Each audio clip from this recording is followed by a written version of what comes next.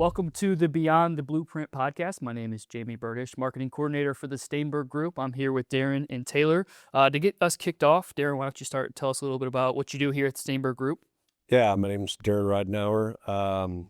Here at the Staenberg Group, I work on the development side of the business, also oversee property management. I've been with Michael for 29 years, so I've seen a lot in the form of development and looking forward to this project coming to fruition. Awesome. Taylor? Yeah, my name is Taylor Rich. I joined the Staenberg Group in the summer of 24 for the downtown Chesterfield project to come on and help with the mixed use component of it, as well as overseeing some of the construction management of the site as we go from demo to build out that we'll get to talking about here shortly. I also help with the district down in Chesterfield Valley as well. So spend a lot of time in Chesterfield. Yes. Awesome. All right. Well, to get things kicked off, the first thing I want to ask you guys, obviously this is a huge development. So in your eyes, what is the biggest logistical challenge of this project? Yeah, I think the challenge we experience as we get the project kicked off is with a site this size, 119 acres in a very busy corner of 64 and Clarkson there, is that we have operating businesses that will stay open during construction and development. And really the sequencing of some of those and bringing in the services, the utilities, the new water, sewer lines, things like that to a business that is operating. You know, we're rerouting those lines to work with the new development. So the timing of that, trying to be as minimally impactful to them, as well as keeping the access points open when a project is going to take, 18 to 20 months from when you start going underground and start putting in services to really be open and ready and not impactful for those existing businesses. Yep.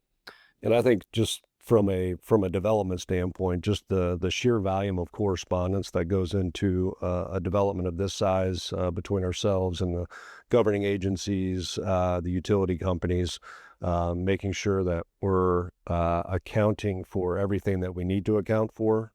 Everyone's got their own agenda, and we're trying to do our best to make sure that all of the agendas align and come together to provide for the best development possible, and also providing us with the utmost flexibility that we're going to need at the end of the day. Nice. So obviously there's challenges, but with a big project like this, there's things that will come up. What are some of the biggest surprises that you've encountered? You guys have been in the business for a long time. What are some of the biggest things that have come up during this development process? I think for this particular development, and any time you're dealing with existing infrastructure, so here we had an existing mall that had been there since the 70s, and as part of this development, we tore down a majority of the mall. And anytime you do something like that, you're going to run into the unforeseen. This particular development, after we got the buildings down, and we were able to recycle about 95% of the building materials, which we were extremely proud of. But when we got the buildings down and we started to get into the footings and foundations and the removal of those footings and foundations, we discovered that for whatever reason, these footings and foundations were 5 times bigger than what we had anticipated. So we had to get into spending a lot of time and money removing these footings and foundations. Now, we were able to take the concrete, and we're able to break it up, and we're going to be able to utilize it in backfilling our utility lines. And then something else we've run into as we're putting in the utilities, some of these utilities are 20 feet deep in some areas, and we're running into rock, and we're having to spend time and money breaking through the rock, and that's, like I said, costing us time and money. But just once again, one of the unforeseen challenges you face when developing. Yeah, and I'd say one of the biggest challenges and unforeseen things that I experienced right as I joined in the mall and the last leases ran out in August was the amount of people who want to go into an abandoned mall. That was a challenge until we started demo, and even that first initial phase of demo is keeping people out of the site. You probably see online a lot of podcasts and a lot of different things, but keeping the site secure when it's a 74-acre site that was geared with multiple entrances to come in and be able to get in and out of, that was challenging up to the point where we got the majority of that superstructure down and no longer accessibility to it. Yeah. Yeah, I've seen some of those videos. Okay, cool. So moving forward, a lot of people want to know where you guys are at. So I know it's hard to give a timeline on when this thing is going to be really put together. But as for right now, where are you at, and what can you tell people a little bit about what you're doing right now? Yeah, I mean, I think when you look at the overall development, some people could probably break it down into 5 to 10 phases, but for simplicity purposes, I look at it in 3 phases. So we had phase 1, which was the demo. Took us about a year to get through that. Currently, we're in phase 2, which I would tell you is the grading and the utility infrastructure, which will take ultimately 14 months to complete. We're probably 12 months, a year away from finishing that.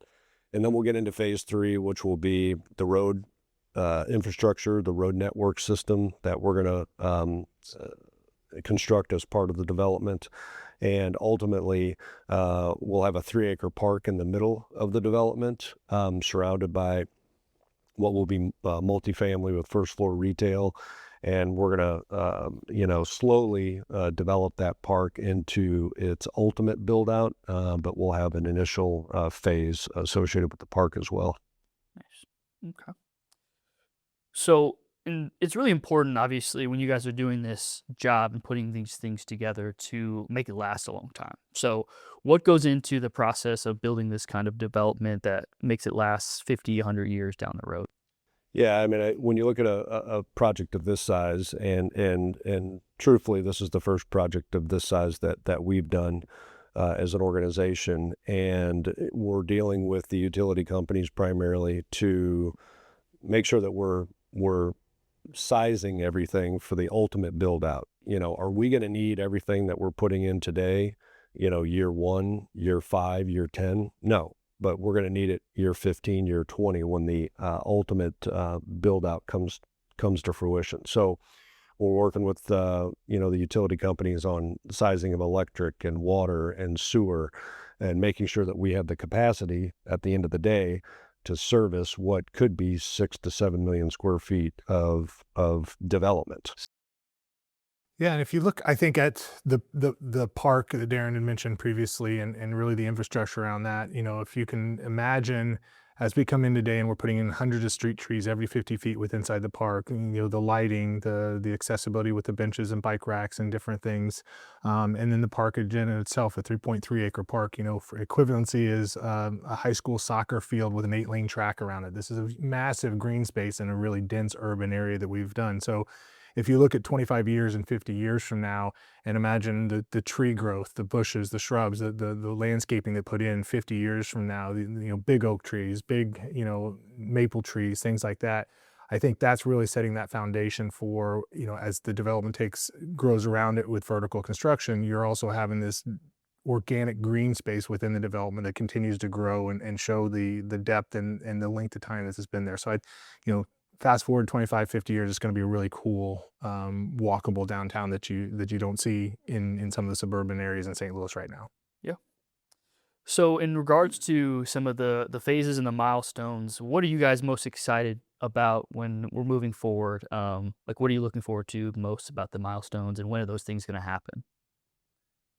I think for me, the next milestone, as I look at this from a construction management sequencing and timeline, the underground utility side of things, there's nothing fancy about that. You don't see that. You see dirt being moved around, but what happens? But when we start putting in the curbs, the gutters, the sidewalks, and then ultimately the streets, that's when I think the development's going to start taking on its personality. You'll see where the park's going to shape up as. You'll see where the individual lots are going to be. So you'll see kind of the scale and scope of it with the surrounding buildings that exist, like the Macy's building and the Dillard's building. So I think for me, that's really that next milestone that is going to give you a good feeling and kind of vibe from what we've been doing.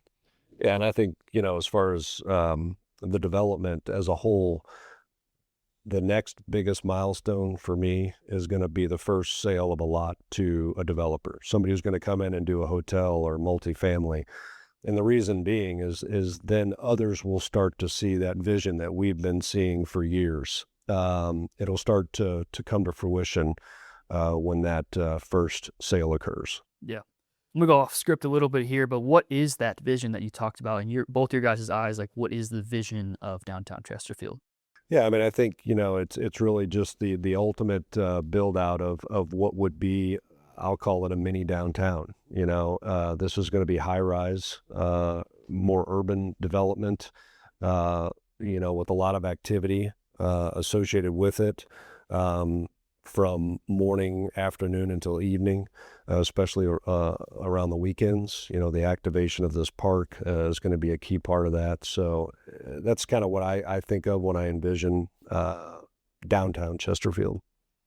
Yeah, and I think for me, is very similar to that. Is that fast forward 15 years from now or 10 years from now, and you're sitting in the park at 11 o'clock on a Saturday morning, drinking a cup of coffee, and you look around, and you see the apartments and the folks up on their balconies. You see the shops are opening up with racks of clothes and bistros sitting outside. So really, just creating an organic downtown that takes shape, with the vibrancy of people that move there, people that work there, people that live there and shop there, from the West County community and surrounding community. So really to sit there and kind of get that 360 view on a Saturday morning, 10 years from now, I think is going to be super exciting and very fulfilling just to be able to be a part of it. Yeah, definitely. So in regards to some updates of where things are, I know we talked a little bit about where we are. We talked a little about grading, but what are some things that people should know about the development thus far? Wow, where do you start? If you look at it from, kind of a 119-acre site, and it's broken up in some different pieces where the mall and that area that we talked about earlier about the asphalt and grading up everything, and reusing some of those materials and the mass grading, that's a 74-acre kind of downtown, that the upper mall portion inside what we call the ring road there. Where we are, where it was in October of 24 to really a blank slate now, and then we start rebuilding that canvas. I think, it's nothing that's going to be super thrilling over the next 12 months. If I'm being honest, you'll see, like I said, you'll see a lot of dirt moved, and then you'll see it moved again, and then you'll see some holes and some trenches. But then as we get into spring of 2027, so next spring, when we start seeing those curbs and you start seeing those roads and you start seeing some of that infrastructure that's going to be drivable and walkable, that's when I think that vision and those things are going to be able to come to better image and better pictures. We've got a lot of marketing out there. We've got a great website that kind of shows that long-term vision, but how does it apply to the actual physical site itself? That's, I think, when you're really going to see those things, and it's going to start clicking with people about how large a scale this type of project is. And there's no final decision. There's tweaks being made at all times. Michael is very hands-on in his developments, and he might go out there and he might say, you know what, we're 4 feet too high here, so we need to look at regrading this portion of the site. So then Taylor and I will have to work with the engineers, the grading contractor, to make those adjustments on the fly. So there's constant tweaking occurring as part of the development, and it can be a challenge at times, but Michael's been very successful in everything that he's done, and that is a part of just his intimate involvement on a daily basis. Absolutely. Yeah, so in regards to some of the stuff, I think what you're alluding to is just the improvements off-site, the things that you're doing behind the scenes. So can you tell me a little bit more about some of those things that you are doing to make sure that this development is moving forward? Yeah, a lot of the off-sites associated with this development will be along Clarkson Road, in between Baxter and Highway 40. It's widening, it's turn lanes, it's some signal work. So majority of the infrastructure, off-site infrastructure, will occur along Baxter, and we're continuing to work with MoDOT on those plans. So more than likely, you probably won't see any construction taking place until probably next year sometime, would be my guess. Yeah.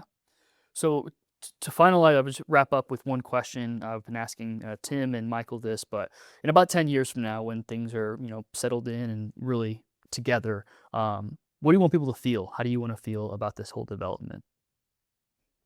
Well, I hope that in 10 years' time, people other than individuals within our organization are seeing the same vision that we've been seeing for quite some time, and that people are living there and working there and hanging out in the park, and that the site has really starting to take shape within 10 years time. And I think that'll just be a huge accomplishment for us and the organization. Yeah, and I think, I want people to come into the downtown Chesterfield and feel comfortable, feel like they can pop in on a Saturday and have a cup of coffee or shop or walk. It's taken, of 8 years of acquisitions to, 24 months of construction to then, the vertical construction. So all those things, unless you're intimately involved, it's hard to really appreciate those things. But as it gets built up and people look back on what it was, who experienced the mall and in its heyday, and even the demolition process of it, is to be like, this was well thought out. This was done for the community and done for Chesterfield and done for West County, to be a living organic part of the community. And I think that's what I would like to see and hope people feel in the future. Yeah. Well, there's a lot of work to be done, but it's really exciting stuff. I appreciate you guys joining me today, and we'll check back in the near future to see how things are. But again, thank you very much. Thank you to everyone who has watched this mini series. If you have any questions at all, feel free to reach out. We'd be happy to answer any of those. Thanks so much.